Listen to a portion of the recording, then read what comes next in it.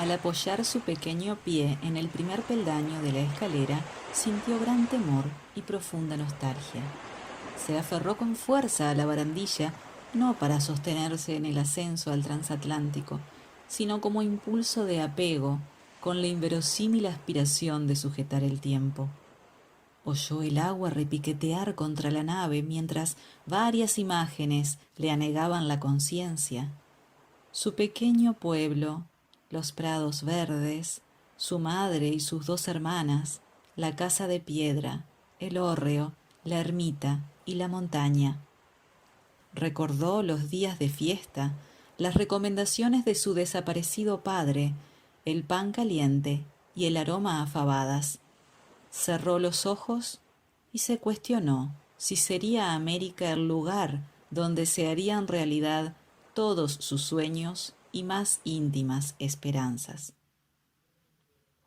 Reaccionó, intentó controlarse y dio unos pasos más.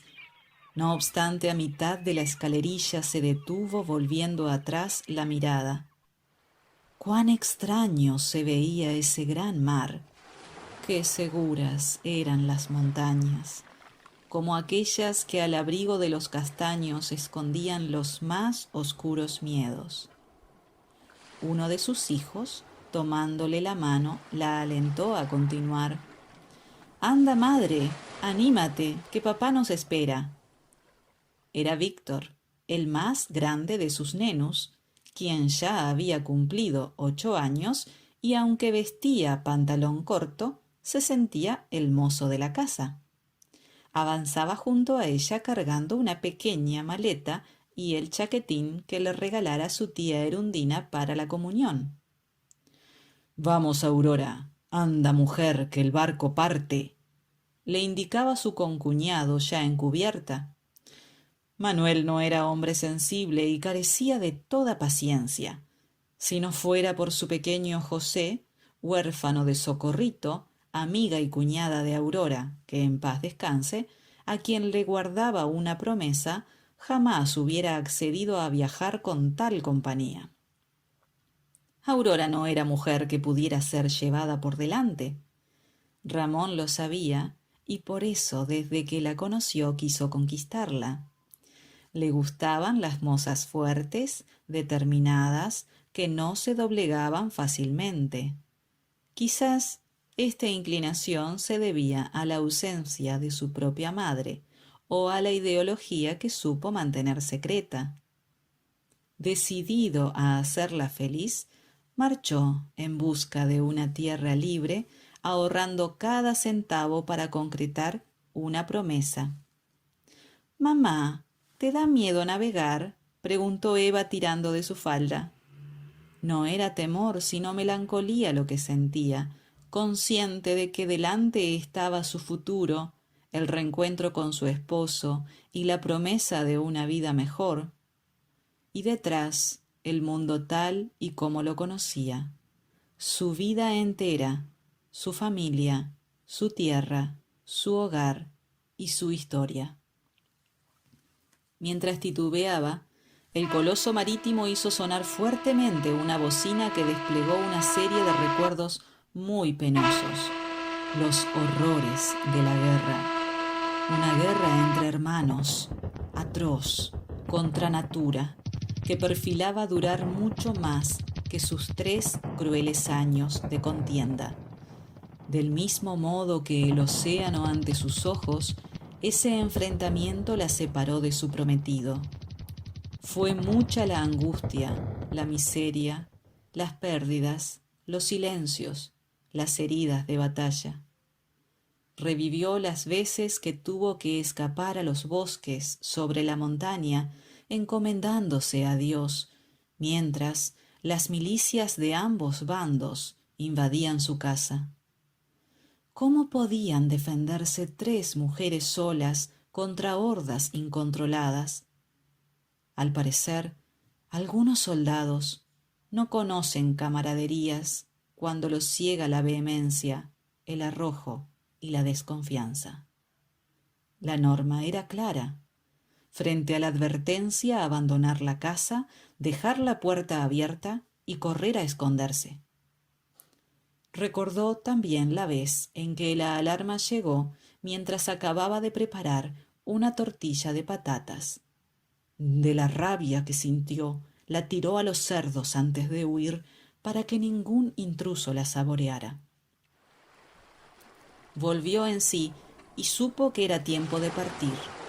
Esos recuerdos le dieron las fuerzas que le faltaban.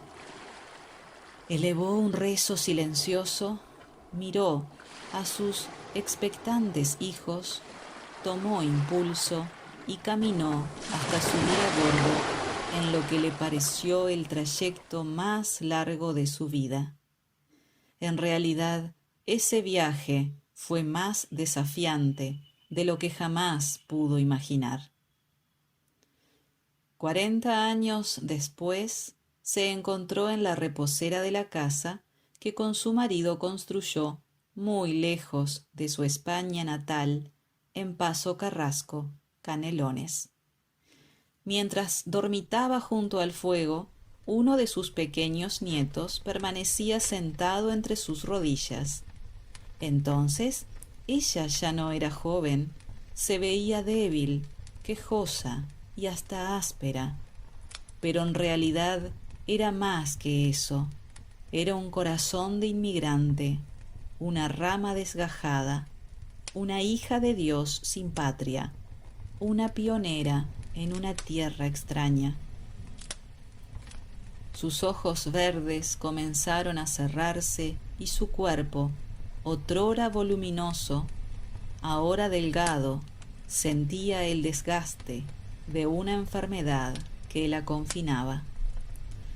Puede que en estas circunstancias se haya preguntado si valió la pena la travesía, si halló sus recuerdos y sus anhelos, si Dios escuchó sus rezos y si verdaderamente encontró la América que le traería a ella y a sus hijos la paz que tanto deseaba.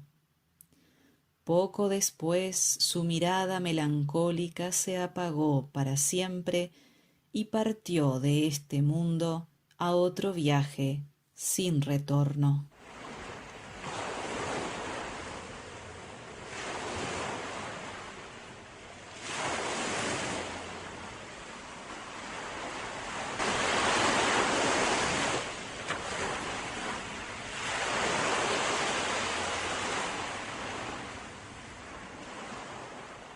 Mi nombre es Beatriz Amaral, él es mi esposo, Carlos García, presidente de la Estaca Maldonado, y hoy queremos compartir nuestros sentimientos y experiencias sobre la historia familiar y la obra del templo. El relato que acaban de escuchar fue escrito por mi esposo respecto de su abuela, Aurora, y él nos va a contar un poco acerca de su experiencia al respecto. Cada uno de nosotros tenemos una historia familiar que contar. Capaz que no todos tengan una historia semejante a la de mi abuela, pero sin lugar a dudas todos tenemos algo que contar.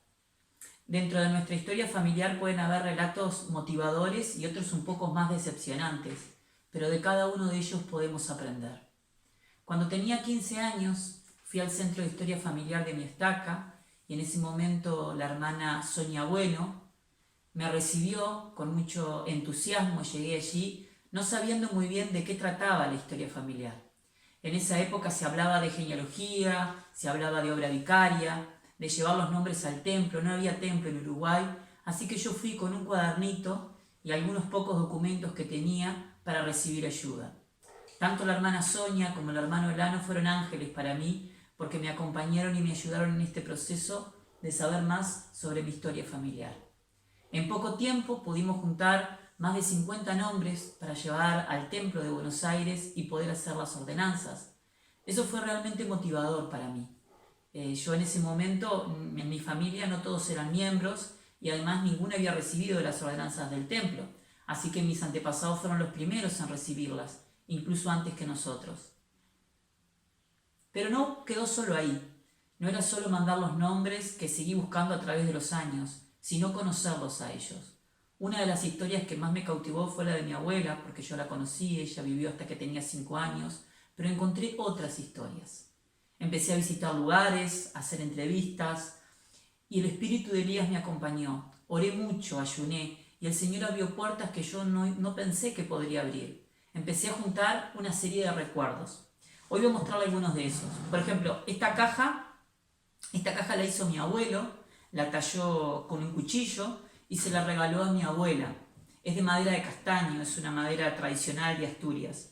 Acá conservo algunos recuerdos que para mí son muy importantes y que hacen a mi historia familiar de los dos lados de mi familia, no solo de mi familia paterna, sino materna. Junté documentos, partidas de matrimonio y libretas de matrimonio.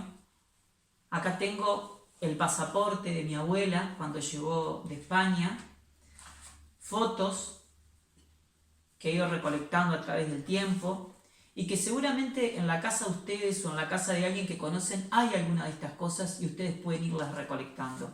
Yo encontré también algunas cartas. Este fue uno de los tesoros más valiosos y fue en una oportunidad que fui a visitar a mi abuelo antes de que él falleciera y encontré que habían cartas de una hermana y una amiga de mi abuela, le enviaban desde España a ella y la amiga desde Cuba que también había emigrado. Y bueno, con estas cartas yo también pude aprender sobre la personalidad de mi abuela y sobre las situaciones que pasaban ella y su familia. Hace pocos años fui a visitar a una amiga de mi abuela y antes de fallecer le hice una entrevista, hablamos muchísimo y al finalizar ella me regaló este pañuelo. Este pañuelo mi abuela se lo regaló a ella cuando nació su primer hijo y lo había traído de España. Tuve la bendición de poder viajar, conocer el lugar donde nacieron mis abuelos, la casa que construyeron y cuando estuve allí me traje esta llave. Esta es la llave de un hórreo. Un hórreo es como un granero que fue construido por la familia de mi abuelo y reparado por mi abuelo en su momento y me traje la puerta de la cerradura porque estuve allí el día que la cambiaron. También traje tierra del lugar, unas castañas, porque son el árbol tradicional de Asturias. Conservo algunas medallas conmemorativas y recuerdos de mi familia que también me han proporcionado datos para la historia. Y del otro lado de mi familia tengo este anillo que lo hizo el esposo de mi abuela y que lo hizo a mano y que yo lo vi realizarlo. Es un cinturón. Estas y otras cosas que conservo forman parte de mi historia familiar y han llegado a ser para mí un gran tesoro. Muchos de nosotros a veces sentimos que en la iglesia no tenemos una gran familia, o algunas personas se sienten solos, son los únicos miembros de la iglesia, o no todos son miembros como pasaba en mi caso. En esos momentos yo sentí la necesidad de descubrir quién era mi familia y quién era mi origen, y fue de gran bendición poder acercarme a ellos a través de la historia familiar. Hoy siento que los conozco, que están más cerca que nunca de mí, que los conozco tanto como a mi esposa y como a mis hijos. Me siento sumamente bendecido, me siento privilegiado por conocer su historia y por recibir la fortaleza que me brindan su fe, sus experiencias, sus desafíos y sus logros. La historia familiar en nuestras vidas significa mucho y el Señor ha enseñado que aunque los mundos que Él ha creado para sus hijos son incontables para el hombre, dice el Señor: para mí todas las cosas están contadas porque son mías y las conozco. La obra de historia familiar y la obra del templo nos brindan la oportunidad de unirnos a la obra de salvación de Jesucristo. Y al hacerlo nos sirve para aprender a amar a nuestras familias y a quienes conocemos y ser misericordiosos con ellos.